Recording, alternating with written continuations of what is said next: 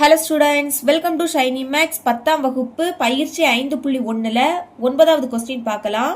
நாற்கர வடிவ நீச்சல் குளத்தின் கான்கிரீட் உள்முற்றமானது படத்தில் காட்டியுள்ளவாறு அமைக்கப்பட்டுள்ளது எனில் உள்முற்றத்தின் பரப்பு காண்க. அதாவது பக்கத்தில் இருக்கக்கூடிய படத்தை பாருங்க. உள்முற்றம் அப்படின்னா என்னன்னா, இங்க கருப்பு கலர்ல இருக்கு பாத்தீங்களா, அதோட பரப்பை நம்ம கண்டுபிடிக்கணும். சரிங்களா? அதுக்கு என்ன பண்ணணும்னா, முதல் இந்த பெரிய நாற்கரத்தோட பரப்பு கண்டுபிடிக்கணும், அடுத்து இந்த சிறிய நாற்கரத்தோட பரப்பு கண்டுபிடிக்கணும். ரெண்டையும் கழிச்சிட்டோம்னா நம்மளுக்கு ஈஸியா ஆன்சர் கிடைச்சிடும். முதல் பெரிய நாற்கரத்தோட பரப்பு கண்டுபிடிக்கலாம். இதோட நேம் ABCD. புள்ளிகளை எடுத்து எழுதிக்கலாம். எடுத்து எழுதியாச்சு. இப்ப நாற்கரம் ABCDயின் பரப்பு கண்டுபிடிக்கலாம். பரப்பு கண்டுபிடிக்கக்கூடிய ஃபார்முலாவை எடுத்து எழுதியிருக்கேன். ஞாபகம் வச்சுக்கோங்க, நாற்கரத்துக்கு மொத்தமா 4 முனைகள் உண்டு. அப்ப X4 Y4 வரை எழுதிக்கிட்டு ஃபர்ஸ்ட் இருக்கக்கூடியதை மறுபடியும் எழுதிக்கணும். இதே இது முக்கோணம் அப்படின்னா அதுக்கு 3 முனைகள். அப்போ X3 Y3 வரை எழுதிக்கிட்டு ஃபர்ஸ்ட் உள்ளதை மறுபடியும் எடுத்து எழுதிக்கணும். ரெண்டையும் போட்டு குழப்பிடக்கூடாது. மதிப்பை பிரதியிடலாம். 1/2 மாடலஸை போட்டுக்கோங்க. ஃபர்ஸ்ட் A புள்ளி -4, -8. இப்போ -4 மேலே எழுதிக்கணும். கமாக்கு அடுத்து இருக்கக்கூடிய -8 கீழே எடுத்து எழுதிக்கோங்க. ரெண்டாவது B புள்ளி 8, -4. 8 மேலே எழுதணும், -4 கீழே எழுதணும். மூணாவது C புள்ளி 6, 10. 6 மேலே எழுதிக்கணும், 10 கீழே எடுத்து எழுதிக்கோங்க. நாலாவது D புள்ளி -10, 6. இப்போ -10 மேலே எழுதிக்கணும், கமாக்கு அடுத்து இருக்கக்கூடிய 6 கீழே எடுத்து எழுதிக்கோங்க. தந்திருக்கக்கூடிய 4 புள்ளிகளையும் எழுதின பிறகு ஃபர்ஸ்ட் இருக்கக்கூடியதை மறுபடியும் எழுதிக்கணும். மேலே -4, கீழே -8. ஓகேங்களா? இப்போ இதை சால்வ் பண்ணலாம். 1/2 ஸ்கொயர் பிராக்கெட் போட்டுருங்க. அடுத்து இந்த பிராக்கெட். இப்போ மேல இருந்து கீழே பெருக்க போறோம். 4 16, 2 மைனஸ், பெருக்கும் போது 2 மைனஸ்னா பிளஸ் ஆயிடும். அப்ப பிளஸ் 16. இனி 8 10 80. இங்க ரெண்டுமே பிளஸ்ல இருக்கு. அப்ப பிளஸ் 80. அடுத்து 6 6 36. ரெண்டுமே பிளஸ் குறியீடு, அதனால பிளஸ் 36. இனி பாய்த்தட்டு 80, 2 மைனஸ், அப்போ பிளஸ் 80. பிராக்கெட்டை க்ளோஸ் பண்ணிருங்க. இனி கீழே இருந்து மேல பெருக்க போறோம். அப்போ மைனஸை போட்டுட்டு பிராக்கெட்டை ஓபன் பண்ணணும். பெருக்கலாம். 8 8 64. ஒரு மைனஸ்னா அப்படியே வந்துடும். அப்போ -64. இனி 4 6 24. இங்கே ஒரு மைனஸ், அப்போ -24. இனி பாய்த்10 100, ஒரு மைனஸ், அப்போ -100.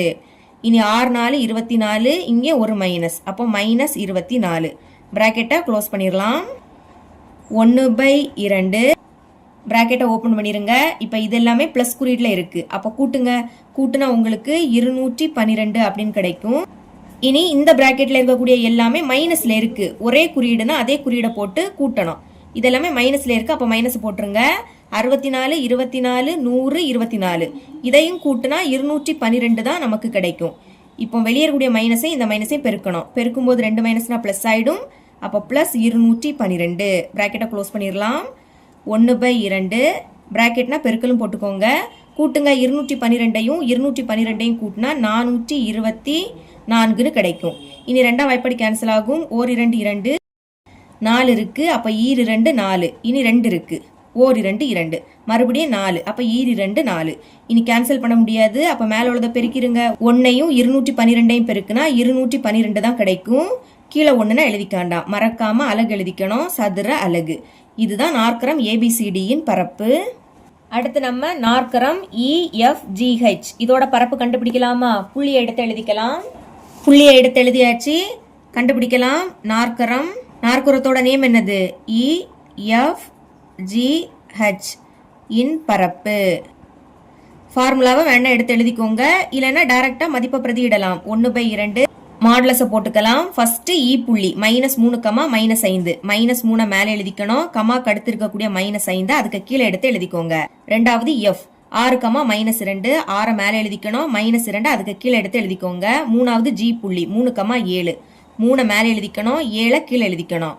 நாலாவது H -6, 4. -6 மேலே எழுதிக்கோங்க. 4 கீழே எடுத்து எழுதிக்கோங்க. 4 புள்ளியை எடுத்து எழுதின பிறகு முதல் இருக்கக்கூடியதை அப்படியே எடுத்து எழுதிக்கணும். -3 கீழே -5. ஓகேங்களா? 1/2 ஸ்கொயர் பிராக்கெட் போட்டுக்கோங்க. உள்ள இந்த பிராக்கெட்டை ஓபன் பண்ணணும். இப்போ மேல இருந்து கீழே பெருக்கலாம். 3 2 6, 2 மைனஸ், அப்போ பெருக்கும் போது பிளஸ் ஆயிடும். பிளஸ் 6. இனி 6 7 42. இது ரெண்டுமே பிளஸ் குறியீடுல இருக்கு, அதனால பிளஸ் 42. 3 4 12. இதுவும் பிளஸ்ல இருக்கு, அப்போ பிளஸ் 12. சரிங்களா? 6 5 30. இது ரெண்டுமே மைனஸ், அப்போ பிளஸ் ஆயிடும். பிளஸ் 30. பிராக்கெட்டை க்ளோஸ் பண்ணிடலாம். இனி கீழே இருந்து மேலே பெருக்க போகிறோம். அப்போ மறக்காமல் மைனஸ் போட்டுட்டு பிராக்கெட்டை ஓப்பன் பண்ணணும். பெருக்குங்க 5 6 30. ஒரு மைனஸ்னால் அப்படியே வந்துடும். அடுத்து 2 3 6, இங்கே ஒரு மைனஸ், அப்போ -6. 7 6 42, ஒரு மைனஸ், அதனால -42.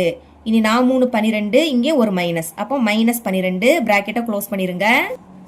1/2 பிராக்கெட் போட்டுக்கலாம். இது எல்லாமே ப்ளஸில் இருக்குது. அப்போ கூட்டுங்க. இதை கூட்டினா உங்களுக்கு 90 அப்படின்னு கிடைக்கும்.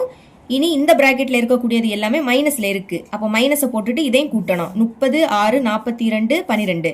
இதையும் கூட்டினா 90 தான் கிடைக்கும். வெளியே மைனஸ் இருக்குது. அந்த மைனஸையும் இந்த மைனஸையும் பெருக்கும்போது ப்ளஸ் ஆகிடும். பெருக்கும்போது 2 மைனஸ்னால் ப்ளஸ் ஆகிடும். அடுத்து +90. இப்போ 1/2 பிராக்கெட்னா பெருக்கலும் போட்டுக்கலாம். 90ஐயும் 90ஐயும் கூட்டினா 180ன்னு கிடைக்கும்.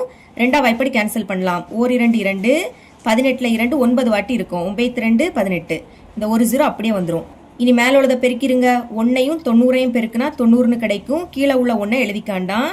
அலகு எடுத்து எழுதிக்கணும். சதுர அலகு. இதுதான் நாற்கரம் EFGHின் பரப்பு. அதை இங்க தனியா எடுத்து எழுதிக்கிட்டேன். நாற்கரம் EFGHின் பரப்பு 90 சதுர அலகு. 2 நாற்கரத்தோட பரப்பும் கண்டுபிடிச்சாச்சு. இப்ப கொஸ்டின்ல என்ன கண்டுபிடிக்க கேட்டிருந்தாங்க? உள் முற்றத்தின் பரப்பு கண்டுபிடிக்க கேட்டிருந்தாங்க.